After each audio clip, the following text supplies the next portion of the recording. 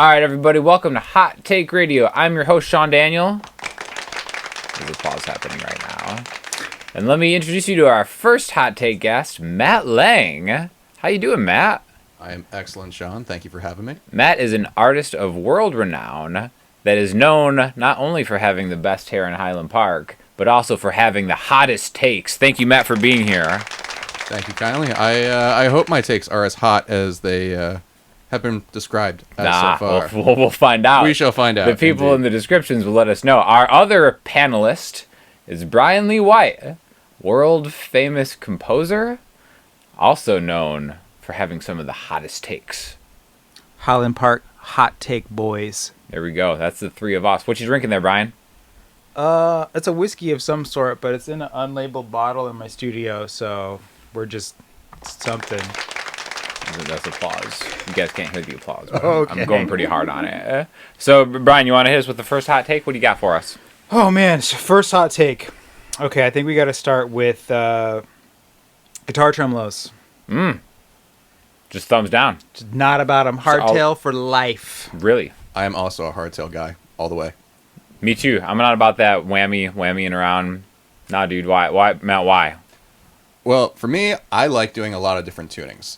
Yeah. So consequently, if I want to take a guitar and put it into dadgad, it's gonna just mess up all the intonation and everything like that. Not to mention if I'm using a tremolo of some kind, all the strings are gonna go out of tune the minute I detune anything, and that is a nightmare, and I hate it. That's a hot take.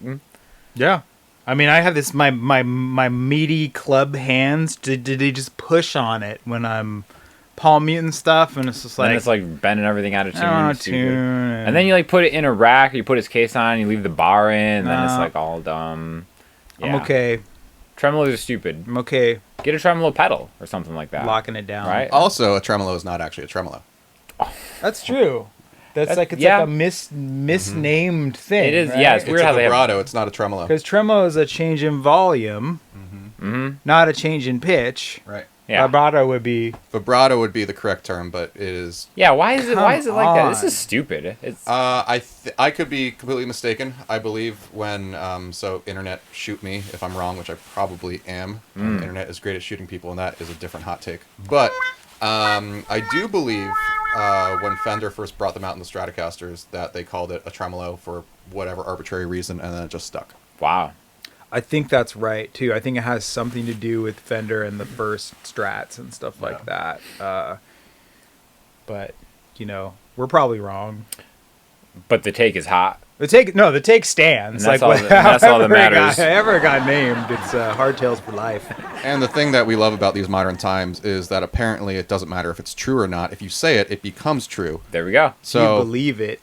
You believe it hard enough. So that is the modern day internet for you. Our truth is...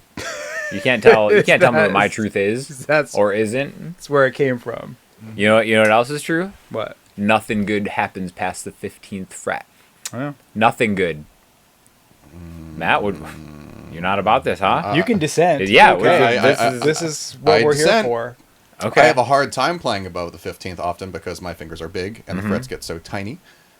But I mean, I was a Dream Theater kid when I was growing up. I was obsessed with, Scenes from Memory and, that whole era of Dream Theater. And there was a lot of stuff, particularly like the 1916 riff in Home. That is like everything, like it's from like the 15th to the 21st fret. And I love that stuff, but my fingers hate me for it. No. A Dream Theater Got kid. no business above the 15th fret. Tell it like it is, Brian. Come on. No Give business. it to him. There we go. No Blues business. man's got no business above the 15th Exactly. fret. You know what? Here's the only time I'll allow past the 15th fret is if I'm playing an E string note that would be below the 15th fret on the B string, because then I can kind of like have a little more wiggle room. That's the only time I would ever do it. Otherwise you're getting too high. You're getting too. You don't need a cutout on your acoustic guitar to reach the super high solos. Exactly. Now you're messing with my tone. You're messing with my woodland acoustic tone. It's another round of applause for me right there. Woodland acoustic. My woodland acoustic tone, which is what I'm known for. I didn't even really give myself an intro. Yeah, that's right. You didn't intro yourself. What is a woodland acoustic tone? It's woofy. It's from the earth, I guess. It's from Sitka spruce. The woodland I feel. creatures enjoy it. The creatures, yeah, yep. Is that? Let's find a. Wait, that's a little joke. There's the laughter one. I think it's kind of weird that I'm running the soundboard that you guys can't hear it. Well, yeah. So let's talk about the soundboard. Oh, the soundboard. Oh, while we're doing this. Oh, this is Yeah. all right. So this video is sponsored by Comica. They've sent me the Adcaster, and basically I'm talking into the Comica mic. You guys have some traditional mics that I'm running into the interface. And I also have 6 buttons here that I can trigger. That's applause. That's a wow wow. There's laughter. This is like some kind of like weird adult movie scene sound effect. That's Oprah applause. And then the 6th one is like custom. So we loaded this up with something from a David Lee Roth soundboard. So he just goes, yeah! Basically. Perfect. That's great, and it's super inexpensive. And you too can start a Matt, if you want to start a podcast, this is it. He had a podcast, and What? I was on it. Brian He just was needs on to it. keep. He stopped. Do you still have Why'd it? you stop? No, it was a lot of work. Well, It's not. called Tap Tempo. Tap Tempo was called. It actually, there were multiple seasons of it, and the concept was basically it would have been Brian and I sitting here, except as opposed to him having whiskey, we'd both be having beer. Okay. And then over the course of killing a 6-pack in over 2 hours, that actually would turn into many, many hot takes about everything, I'll especially bet, yeah. as the 6-pack, got less Sure. and less and less. So you feel like you would have been canceled if that continued on. He just didn't have a pod. He didn't have an easy podcast. Well, now you've got a Comica Adcaster. Interface. I didn't have the sound. I didn't have DLR. No sound effects. It was mm. all manual editing, so Yeah. it ended up taking a lot of time. And Yeah, yeah. And then I was also on tour all the time too, because I was touring yeah. as a DJ, and I was still trying to write my own music, and it just was impossible to, keep it up. That was just the reality of it. But it was fun. Made a lot of great friends. Well, maybe this is going to be the impetus of starting a new one. The reboot, the announcement. Yeah. a lot of heat going on in this room. You ready for another hot take? Bring it. Yeah. Zoomer guitar players lack the boomer swagger. You know what I'm talking about, Brian. It's not the swagger in the hands. It's they don't make the stink face. It's like they're practicing. It's like in the mirror smiling for their Instagram videos, Right. and it's like bring back the stink face. Or you're Tim Henson and you're sitting You just- emotionlessly playing like the most intricate You thing did- ever you need played, to- and he's just Where's emotionless. the emotion? Where's Yeah. that? Where's that? You just smelled a nasty pile of poo, and you're just Oh. hitting that bend. Oof. But you're not even hitting the bends. So They don't even bend. It's all maybe sliding. that's why the face never gets Huh? You think sinky. you think that's maybe it? we just came up with I it. think that's a big part of it. Is so much of that. Yeah, phase. it's that bend. It's the bend, and since the boomer bend thing, as they say, is controversial at best. I personally love a good bend. I Sure. love bending. It's like built into my DNA. You love a good stink face when you bend. Yeah, and no one ever God, likes their stink face either. You don't. You're not supposed to like No, your stink it's face. not attractive. It's but because you're in the moment and you're feeling it It's so much that it's visceral. not about like You letting what go. you look like. You're letting Yeah. go. Uh-huh. Letting go. You're not practicing in the mirror. So you don't think Gen Z are they letting go and just not doing the face? What's the I don't know. I maybe there's this fear because they've heard their idols say you shouldn't do like boomer bends or whatever, the stink face, it's not cool or whatever. So they have this fear perhaps of, maybe I shouldn't allow that sense of vulnerability in my playing. huh? Dad, get out of my room. Like that. They don't. They don't. We want to be like we their grew up dad. heavy with that. Yeah. So And- maybe that's this version of that. And I will say that, based on this topic actually, and this is a new hot take, Yeah, please. and unfortunately, this is targeted at your class mostly, but not you specifically because I adore you.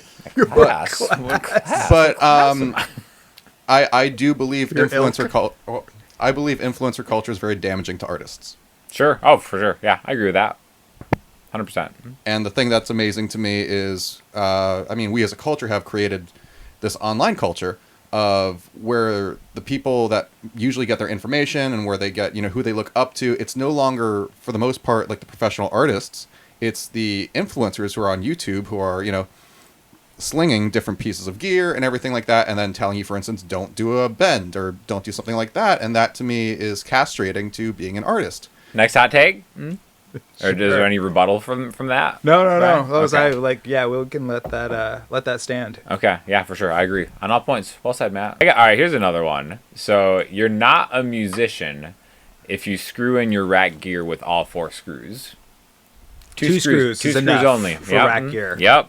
Oh, I do all 4. You do all 4, Matt? Oh, man. Yeah, I'm Come neurotic. on, man. 4. Yeah, 4 I screws? do it every time. I can't even get all 4 in there sometimes. Sometimes it's one screw. One especially screw. if it's sitting flat and you're just like, man, we're just gonna go for one screw. But two screws max for me. 2 tops for me, too. 2 tops. Yeah. It's like if I see that there is, maybe it's like almost like a OCD type thing, but if Mm-hmm. I see that there is a hole that is open, it needs to be filled. I'll do just to be safe. I'll do the one on the top and the one, the Oh, like, for sure. Yeah, I you never kind do of the same. balance, No, I balance it out a little bit. There we go. There's some applause for that one. You know how That's not- how we do. Real ones use 2 Because screws, sometimes Matt. you don't Sorry. you don't have enough screws to be Sure. putting 4 in all of your No, gear. it's tough, man. That's it, It's tough. I've been there. Yeah. Oh, yeah. right? Uh-huh.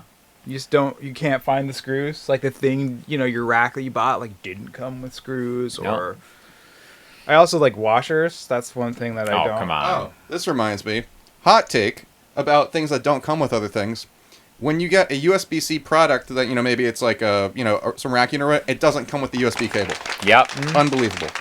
Or maybe it comes with a USB cable and not like the power brick too, which is less audio equipment, more like, like your phone. Or it's something like that. mismatched now that everything is USB-C. They'll have it where it'll come with a USB-A connector, and you're like, "Oh, I'm trying to connect this to my." Which brings us to the MacBook. sponsor of this video, Comica. You know what's awesome about this? So it comes with a USB-C cable, and there's a built-in adapter to go A to C. Yeah, so you're not. That's not my like searching favorite through thing your about desk this. Yeah. to try to find Yep. those adapters. Hey, I'm going to just fire some shots at Universal Audio right now, because I remember when I bought my Apollo, and it didn't come with the cable.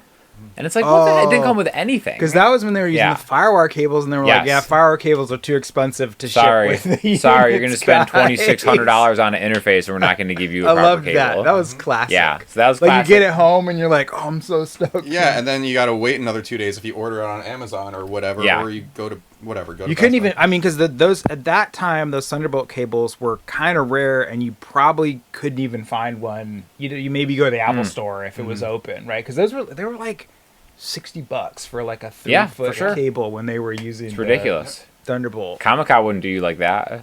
They give you everything you. They give you Yeah. way more cables than you need, because you can like take 2 XLRs and like plug it into like a USB thing. So they have a little thing for that too. They give you a bunch of 1/8" cables, which I never have enough. Comica, You got it? sponsor of this video. Did you come with a stand That's what's too? up. The mic come with a stand? Yeah, this mic. It has this mic, and then it has a little desk stand for you, to get you just right. Everything you need is in this box, Matt. What do you think about that? How much?